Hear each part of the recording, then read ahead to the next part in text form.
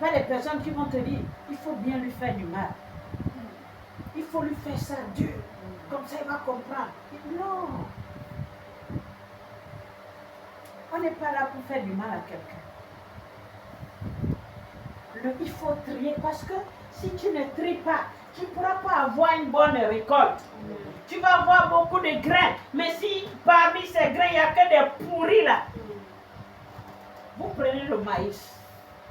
Ceux qui font foufou de maïs savent que avant de transformer en foufou, il faut d'abord trier. Il faut vanner.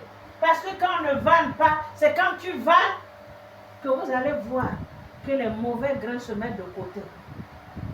Prenez le haricot. Quand on ne trie pas, vous allez voir qu'il y a des cailloux qui ont les mêmes couleurs que le haricot. Amen. Au départ, si tu vois comme ça là, tu vas penser que c'est le haricot, alors que c'est des cailloux. Le maïs, il y a des épis de maïs parfois qui ont la même couleur que le maïs. Mais si tu ne tries pas, comment tu vas faire pour savoir que c'est des épis de maïs et puis les grains de maïs que tu as? Les chrétiens aujourd'hui là veulent marcher les yeux fermés.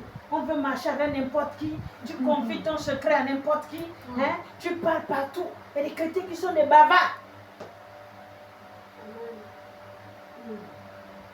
Quand tu veux parler, choisis des bonnes personnes. Amen. Choisis des hommes de foi, Amen. Des femmes de foi. Amen. Je sais que je viens chez toi, je parle, c'est pour la prière. Amen.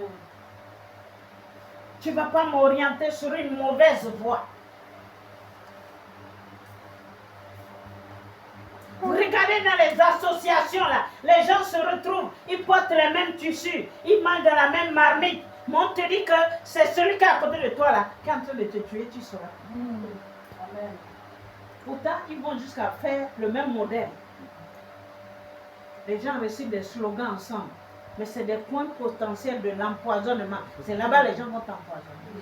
Je vous ai expliqué l'exemple de cette femme-là qui avait ramassé sa tontine le même jour là. C'est là son malheur a commencé.